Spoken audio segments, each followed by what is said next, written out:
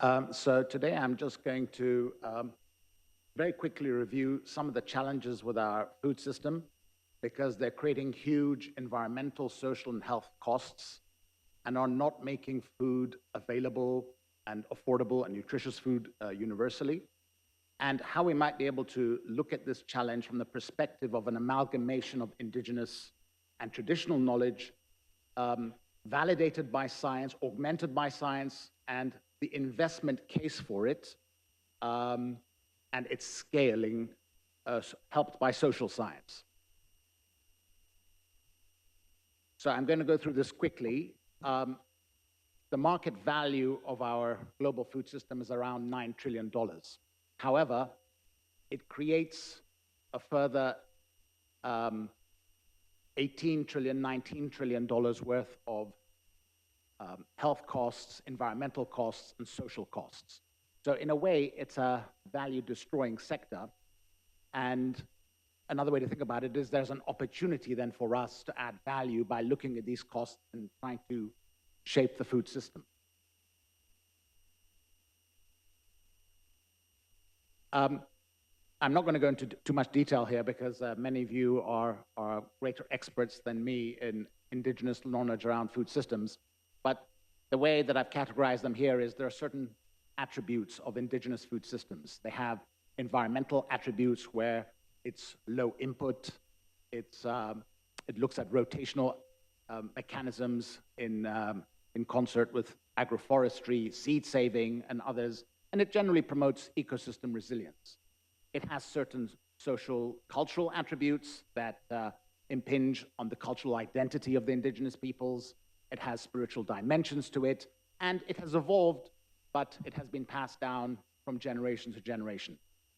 And the area that I want to explore more is now the health attributes, looking at the dietary quality and diversity in indigenous food systems and traditional food systems, food as medicine approaches, and the science is showing that actually the diets traditionally adopted by indigenous peoples were quite high in nutrient density.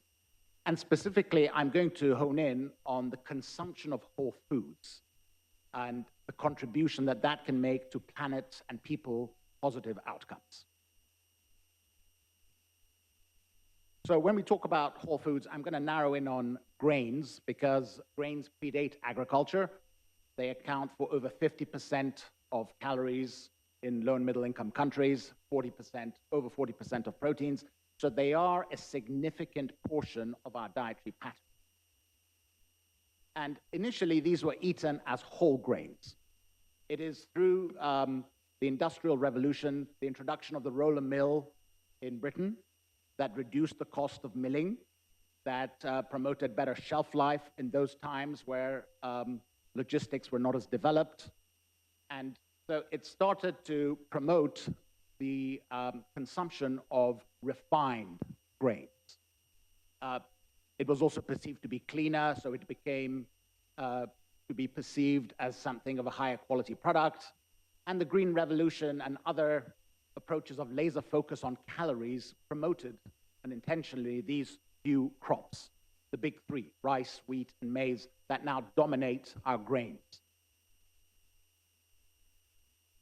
So just to clarify, what we eat today mostly is the endosperm that you see. It's high in carbohydrates, has a little bit of protein, a little bit of vitamins, but the bran and the germ are exceptionally nutritious, not just in micronutrients, in fiber that our microbiome needs, but in healthy fatty acids and other sorts of benefits. And so globally today, only 20 to 30% of grains are consumed as whole. We refine it, and we basically lose out 20 to 30% of that food. We reduce, it's basically a hidden post-harvest loss. And this has powerful implications because this study that came out, I believe this was in 2021, if I'm not mistaken, it highlights the lack of whole grain consumption as the #1 dietary risk factor contributing to the global burden of disease. It's very significant. So not only does it contribute to undernutrition because we're losing the micronutrients that are available in whole foods and whole grains in particular, but it also contributes to the double burden of malnutrition. It contributes to obesity problems and other metabolic diseases. So on the left is where the majority of the world, how they consume their grain. It's refined. We only get 70% extraction from grain to flour. We let 30% slip through our fingers. And that has massive implications for food security. Where we have started work is having it whole, and you can see the next from the left, the extraction rate is almost 100%. So fantastic for food system yields and for nutrition. The interesting factor is that when millers transition from refined to whole grains, they stand to make a 20 to 30% margin gain. That margin gain by the millers allows them to absorb other costs to improve the product, such as fortification. So you end up with a value proposition, say to government procurement, where for the same budget, they can get a much more nutrient-dense food. On the right is an area of emergence for us, is where we're working not only with whole grains that are fortified, but are also blends. And that creates the opportunities now to bring in some of these orphaned indigenous crops into the mix that usually are very nutrient-dense, but don't have the consumer awareness and consumer demand. And so this is a way to introduce them into institutional markets as a stepping stone to consumer markets. So this just shows in countries where the animal feed sector is developed, that 30% of the bran and the germ go into animal feed sector. But the value proposition for humans, for human food, is tremendous if we utilize the crop fully for human food. This gives an environmental dimension of the nutritional and environmental benefits of shifting from refined to whole grains. It compares it to shifting farmers from green revolution practices to regenerative practices. It looks at, compares it also to eliminating maize post-harvest losses in the value chain, even at the household level. It brings different comparisons.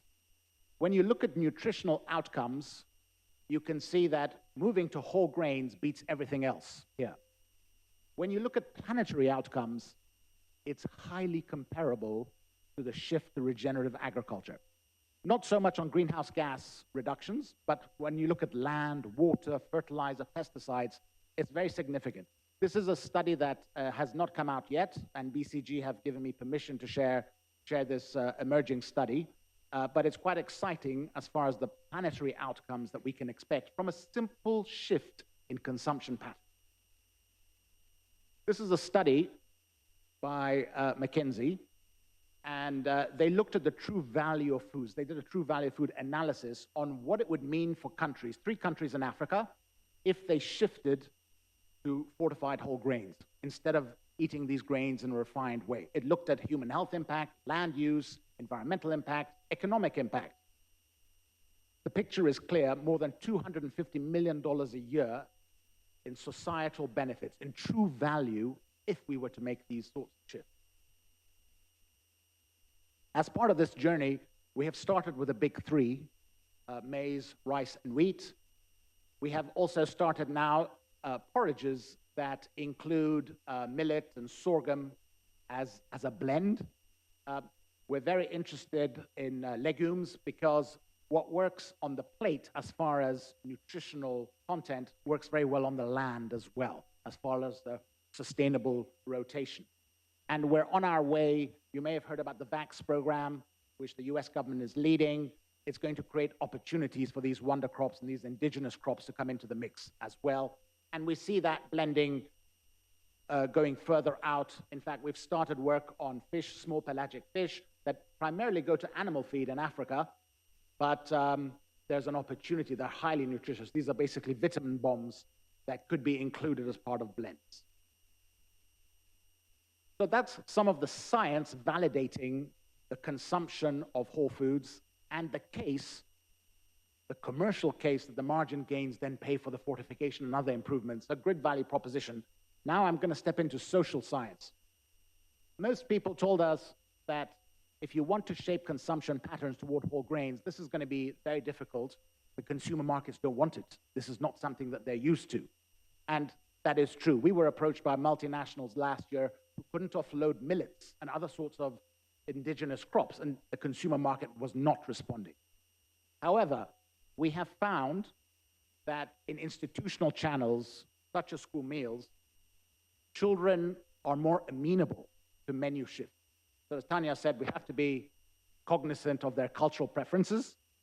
But what we found in Rwanda was when we shifted from refined maize meal to fortified whole maize meal, if there was no behavior change campaign explaining the benefits, less than 50% of the children preferred it. Where there was a behavior change campaign that included the community, 73% of the children preferred it. In fact, grade 6 children who understood the message better, 97% preferred it. So to us, this indicates that there is a role for communications, public education, in trying to shift diets, and that institutional markets are easier.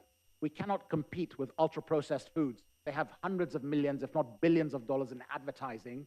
But what we can do is influence institutional markets where government understand the public good and are willing to use the power of procurement channels to drive food system change. Just to say that beyond Rwanda, there's a number of other countries that are in process in doing just this exactly, in their menu engineering, if you like. Finally, just to mention that the foundation now is trying to scale what we have learned in about 6 or 7 countries. This embraces beyond the menu engineering that I had mentioned. We look to see how we can help governments embrace sustainable public finance and ownership of school meals and expand school meals by another 100 million by 2030. And of course, we will be looking front and center at how we can use the power of procurement from school meals to drive the changes towards indigenous knowledge systems from agriculture. So Tanya, welcome very much your collaboration and the indigenous group in helping us think through that sort of locally relevant menu shifts. And so it's an exciting stage for us, and we welcome partners in helping us shape this. Thank you.